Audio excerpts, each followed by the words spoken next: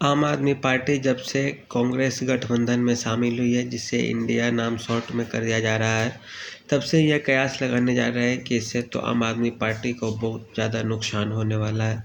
ऐसा इसलिए क्योंकि आम आदमी पार्टी एक ऐसी पार्टी थी जिसे लोग तीसरे फ्रंट के रूप में देख रहे थे, जो भाजपा और कांग्रेस से अलग थी, और इसी रूप में इसका एक अपना पहचान भी था।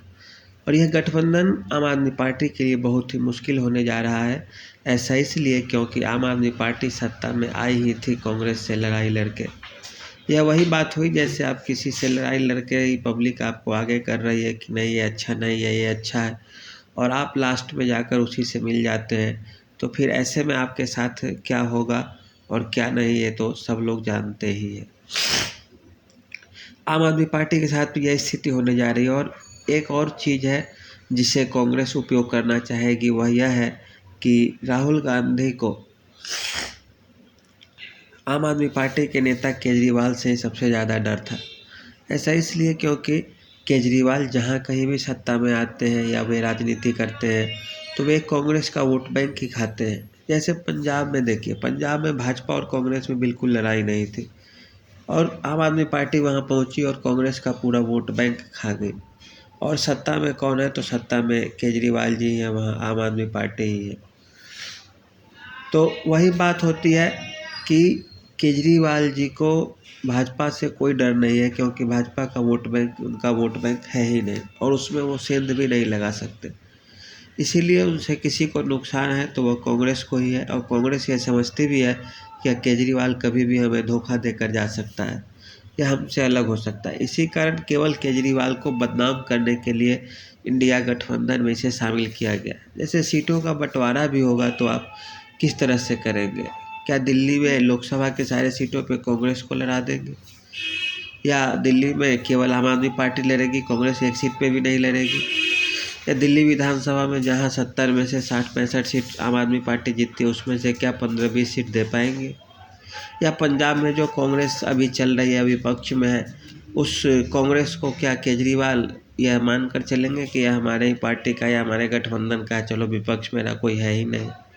या जो लोग कांग्रेस में राजनीति करते हैं एक अलग पार्टी के रूप में, वो क्या केजरीवाल को स्वीकार कर पाएंगे, जिसका वो 10 सालों से विरोध करते आ रहे हैं? तो अगर ऐसा होता भी है तो इसमें होगा नुकसान ये कि केजरीवाल जी का जो वोट बैंक है, परंपरागत वोट बैंक है, वह भारतीय जनता पार्टी की तरफ मूव हो जाएगी, और इससे केजरीवाल खुद से कमज़ोर होंगे। तो अब कांग्रेस के दोनों हाथों में लड्डू चल रहा है, और केजरीवाल के अब केवल एक हाथ में लड्डू बचा है, और एक हाथ में ये है कि वो कांग्रेस के साथ ही चले। अब तो उनके फ़ायदा दिख रहा है, नहीं तो अगर अलग होते हैं तो फिर उनका पूरे देश में यही किरकिरी होने लगेगी। अभी से ही होने लगी है कि इन्होंने कांग्रेस से ही सहयोग लेकर सत्ता में आया और फिर से छोड़ा, और फिर से कांग्रेस के पास ही चला गया। अर्थात शुरू में भी कांग्रेस, लास्ट में भी कांग्रेस। और ये पूरी ज़िंदगी शीला दीक्षित जो कांग्रेस पार्टी की मुख्यमंत्री थी दिल्ली की, उसे ही कोसते रहते थे कि घोटाला हुआ है, टैंकर घोटाला हुआ, पानी घोटाला हुआ, ये घोटाला हुआ, वो घोटाला हुआ। तो इस रूप में देश की जनता इन्हें अब तीसरे फ्रंट के रूप में कभी देख ही नहीं पाएगी, और इससे केजरीवाल जी को सबसे ज़्यादा नुकसान होने जा रहा है।